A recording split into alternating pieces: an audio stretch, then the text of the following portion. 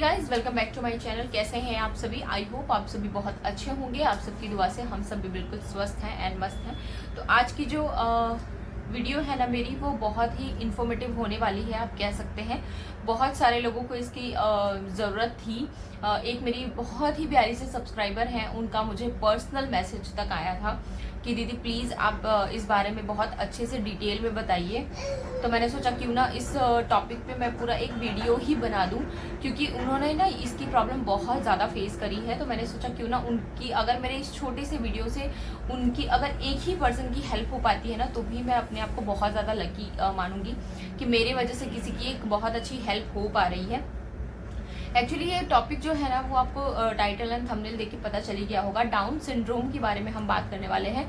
अब लोगों को लगेगा कि ये डाउन सिंड्रोम है क्या, तो देखो मैं आपको बता दूं, ये एक क्रोमोसोमल इफेक्ट है, जो कि 21 क्रोमोसोम्स जो हमारे रहते हैं उस पर एडिशनल जो क्रोमोसोम्स आ जाते हैं, उसकी वजह से डाउन सिंड्रोम स्टार्ट हो जाता है बच्चों में।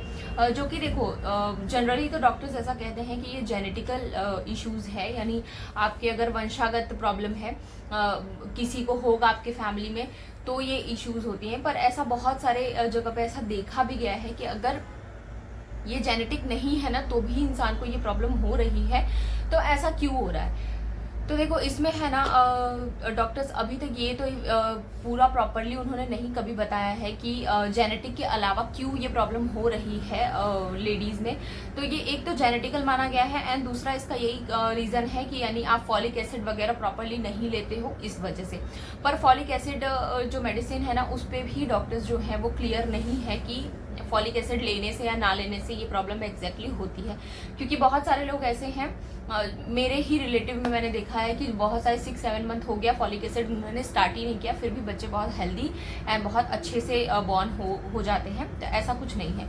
एंड सेकेंड ये रीज़न है कि आप यानी जो अपने खाने में चीज़ें हैं वो आप प्रॉपरली डाइट में रखो, like fruit, vegetables and wild rice हो गया, फिश हो गया। ये सारी चीज़ें जो बोलते हैं ना कि डाउन सिंड्रोम को बहुत कम करने के लिए हद तक ये चीज़ें जो आपकी खाने में है वो हेल्प करती हैं।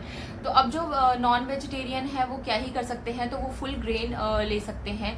उसके बाद फ्रूट है, वेजिटेबल है, जो भी सीजनल फ्रूट है आप ले सकते हैं। नॉन वेजिटेरियन के लिए फिश है, करी फिश है, उसके बाद चिकन हो गया, एंड देन एग हो गया। ये सारी चीज़ें उन लोग के लिए है जो कि डाउन सिंड्रोम के लिए बहुत हद तक ये चीज़ें हेल्प करती हैं।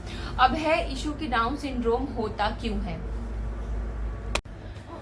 एंड जो रीज़न ये है कि क्यों किस चीज़ की कमी से ये डाउन सिंड्रोम लोगों में है। तो B12 की कमी से डाउन सिंड्रोम जो नामक चीज़ें हैं वो हो रही हैं लोगों में। आजकल बहुत सारी लेडीज़ में ये प्रॉब्लम है। मेरी जो सब्सक्राइबर हैं उनके साथ ऐसा हुआ था।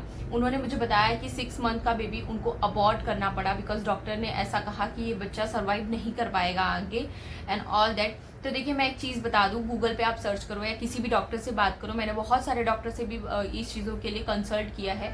तो देखिए डॉक्टर्स का कहना तो ऐसा है कि जो डाउन सिंड्रोम है ना, इसकी कोई यानी जब आप प्रेगनेंसी कंसीव करते हो तब कोई ट्रीटमेंट नहीं है।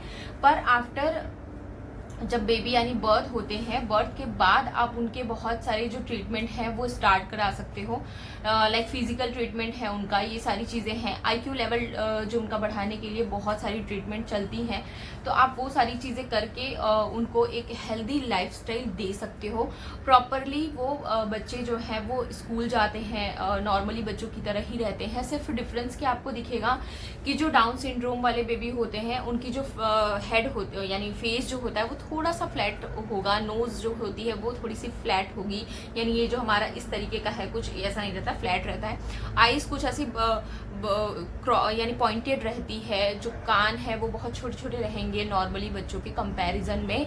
तो आपको देख के ही पता चल जाएगा कि ये बच्चे थोड़े से नॉर्मल बच्चों के कंपैरिजन में अलग हैं।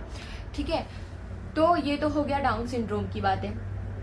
तो क्योरेबल तो नहीं है, यानी आप गूगल भी कर लो, आप किसी भी डॉक्टर से बात कर लो। प्रेगनेंसी कंसीव जब आप करते हो तब अगर आपको डाउन सिंड्रोम है तो वो क्योरेबल नहीं है। पर अगर बेबी बर्थ के बाद आप चीज़ें ट्रीटमेंट कराना चाहते हो, ऑक्यूपेशनल ट्रीटमेंट है, फिजिकल ट्रीटमेंट है, IQ लेवल टेस्ट करने का उनका ट्रीटमेंट है, तो वो सारी चीज़ें आप ट्रीटमेंट देके उनको एक बहुत अच्छी लाइफस्टाइल दे सकते हो।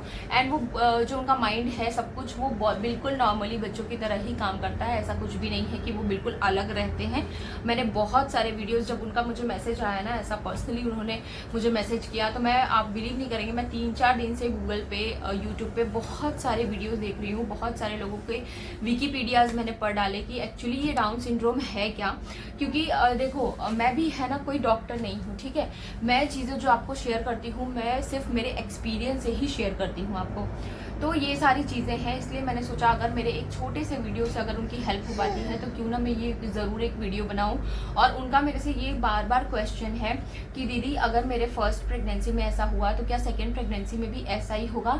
तो देखो, ऐसा कहीं पे भी मेंशन नहीं है कि फर्स्ट प्रेगनेंसी में अगर डाउन सिंड्रोम है तो सेकेंड प्रेगनेंसी में भी डाउन सिंड्रोम रहेगा। ऐसा कुछ भी नहीं है, ये कोई बीमारी नहीं है। पहली बात तो आप ये समझिए कि ये कोई भी बीमारी नहीं है, ठीक है ना। आपको कोई बीमारी है नहीं, आपके बच्चे को कोई ऐसा बीमारी है जो ये बार बार होगा।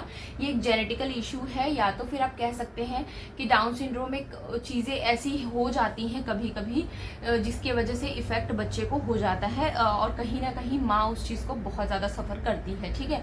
तो आप ये जो आपकी थिंकिंग है, प्लीज़, मैं एक माँ होने के नाते ना मैं समझ सकती हूँ कि आप क्या सोच रहे हो, पर मैं आपको बता दूँ कि आप ये थिंकिंग बिल्कुल निकाल दो अपने दिमाग से कि सेकेंड बेबी में भी ऐसा ही होगा। कहीं पे भी ऐसा मेंशन नहीं है। मैंने बहुत सारे डॉक्टर से फ़ोन पे बात की है, एंड विकीपीडियाज मैंने गूगल पे पढ़े, यूट्यूब के वीडियोस मैंने देखे, कहीं पे भी ऐसा नहीं है कि अगर आप फर्स्ट बच्चे को डाउन सिंड्रोम है तो सेकेंड बच्चे को भी डाउन सिंड्रोम होगा। ऐसा कहीं पे भी नहीं है। सेकेंड बच्चे बिल्कुल नॉर्मली भी होते हैं, तो आप वो बिल्कुल टेंशन मत लीजिए। एंड फॉलिक एसिड, बहुत सारे डॉक्टर से मैंने जो बात किया ना, उन्होंने कहा कि अगर आप प्रेगनेंसी कंसीव करते हो तो कंसीव करने से 6 मंथ पहले से ही आप फॉलिक एसिड स्टार्ट कर दो, तो कहीं ना कहीं वो चीज़ें बहुत ज़्यादा प्रिवेंट करती हैं, ठीक है। एंड सेकेंड चीज़ें हैं कि आप एज रहते ही जो चीज़ें हैं वो चीज़ें क्योर हो जाती हैं, यानी कहीं ना कहीं, क्योंकि आजकल ट्रेंड कैसा चल गया है, मैं आपको बताऊं कि हम 35+ बेबी करेंगे प्लान, ठीक है। मैं आपके लिए नहीं बोल रही हूँ, जो यानी मेरे सब्सक्राइबर जिन्होंने मुझे मैसेज किया था, मैं उनके लिए नहीं बोल रही हूँ। बहुत सारे लोगों की ऐसी थिंकिंग है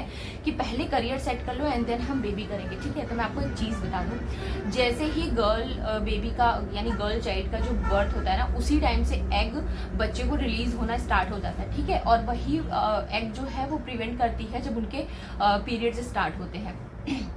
तो अगर 20 ईयर्स के एज में अगर आप बेबी प्लान करते हो, बेबी प्लान करते हो, तो आपके एग जो है वो 20 ईयर ओल्ड है, ठीक है। और अगर वही चीज़ आप 35 ईयर्स की बात करते हो तो आपके एग की जो क्वालिटी है वो इतनी ज़्यादा ख़राब होने लगती है, क्योंकि एज के बाद हार्मोनल इश्यूज़ वगैरह सब कुछ स्टार्ट हो जाते हैं। तो बट ऑब्वियस एग क्यों नहीं ख़राब होगा आपका। तो 35 ईयर्स के बाद एग की जो क्वालिटी है वो भी ख़राब होने लगती है, एंड 35 ईयर्स ओल्ड आपके एग हो जाते हैं, ठीक है। तो कहाँ 20 साल, कहाँ 30, मैं ऐसा नहीं बोल रही कि 20 साल में ही बच्चे पैदा कर लो आप, पर डॉक्टर के हिसाब से 30 ईयर बिल्कुल करेक्ट एज है कि 30 ईयर में अगर आपको 30 ईयर के अंदर अगर आपको एक बच्चे पैदा करने हैं तो भी आप करके कर लो, और अगर 2 करने हैं तो भी कर लो। 30+ बहुत सारी इश्यूज आती हैं, पता नहीं लोग क्यों आजकल बोलते हैं ना फैशन हो गया है या जो भी हो गया है, वो उनकी पर्सनल चॉइस है। देखो, मैं किसी को ब्लेम नहीं कर सकती हूँ, वो आपकी पर्सनल चॉइस है। जब भी आप मेंटली अगर रेडी हो कि नहीं अब मैं रेडी हूँ तभी आप करो, पर इसका मतलब ये नहीं है कि आप 40 साल के हो जाओ देन आप प्लान करो कि नहीं अब मैं प्लान करती हूँ। क्योंकि डॉक्टर्स का कहना ऐसा है कि जैसे ही 30 अप हो जाते हो ना, ये डाउन सिंड्रोम के केसेस बहुत ज़्यादा बढ़े हुए हैं, इसलिए डॉक्टर्स का कहना ऐसा है। मैं नहीं बोल रही हूँ कि आप 20-25 साल में बच्चे पैदा कर लो, ठीक है। तो बस यही सारी चीज़ें हैं, आप चीज़ों को केयर करो। और पहली बात तो ये है ना, मेंटली जो है आप प्लीज़ ये दिमाग से निकाल दो कि फर्स्ट बच्चा का ऐसा हुआ तो सेकंड बच्चा भी ऐसा होगा, बिल्कुल ऐसा नहीं है। आप पहले बिल्कुल अच्छे से हेल्दी हो जाओ, क्योंकि फर्स्ट बच्चे को आपने इस तरीके से खो दिया है, तो पहले आप 6 मंथ 4 मंथ तक अच्छे से हेल्दी हो जाओ, बॉडी की प्रॉपरली केयर कर लो, एंड देन सेकेंड प्लान करो प्रेगनेंसी। बहुत अच्छी सब कुछ रहेगी, भगवान पे विश्वास करो यार, सब सब कुछ अच्छा होता है, ऐसा कुछ भी नहीं है। तो ये है डाउन सिंड्रोम। आप एक बार मुझे ऐसा लगता है कि जब भी आप प्रेगनेंसी कंसीव करना चाहते हो, प्लानिंग कर रहे हो, तो सबसे पहले आप अपने डॉक्टर को मिलो, जो कि सबसे बेस्ट डॉक्टर हो, उनसे आप कंसल्ट करो। आपको बहुत ज़्यादा चीज़ें जो है वो जानने को मिलेंगी। और ऐसा नहीं है कि आप जाओ एंड देन उन्होंने मेडिसिन आपको स्टार्ट कर दिया एंड आप खाते रहो, नहीं, उनसे चीज़ें करो, क्वेश्चन करो, बहुत सारी चीज़ें पूछो। मैं है ना, मैं आपको इतनी चीज़ें क्यों बता पाती हूँ, क्योंकि मैं जब जाती थी ना तो मेरी डॉक्टर बोलती थी कि रश्मि काम कर, मैं हट जाती हूँ, तो मेरे जगह पे बैठ जा। क्योंकि ना मैं जब इतने ज़्यादा उनसे मैं क्वेश्चंस करती थी, इतने ज़्यादा क्वेश्चंस करती थी, यहाँ तक कि जब मेरा वो अल्ट्रासाउंड करती थी ना, उसमें भी मैं उनको स्क्रीन पे पूछती थी कि डॉक्टर ये क्या है, ये क्या है। इसलिए मुझे वो चीज़ें पता है, ठीक है। तो आप उनसे क्वेश्चंस करो, अगर वो रिप्लाई ना करें तो उनकी गलती है, पर डॉक्टर्स ऐसा नहीं करते हैं, बहुत पोलाइटली रिप्लाई करते हैं। मेरी डॉक्टर तो बहुत अच्छी थी, इसलिए मुझे तो उन्होंने फुल्ली सपोर्ट किया है। तो चलिए, आई होप ये छोटी सी वीडियो जो है वो आपके ज़रूर हेल्प आई होंगी आपको। और अगर आपको मेरे वीडियोज़ अच्छे लगते हैं, इस तरीके की वीडियोज़ आपको देखना पसंद है, तो प्लीज़ मेरे वीडियोज़ को लाइक कर दीजिए, शेयर कर दीजिए एंड मेरे चैनल को सब्सक्राइब कर दीजिए and also press the bell icon, ताकि मेरे हर एक वीडियोस को नोटिफिकेशन आपको टाइम में मिल जाए। तो चलिए मिलते हैं नेक्स्ट व्लॉग के साथ, तब तक के लिए बाय बाय।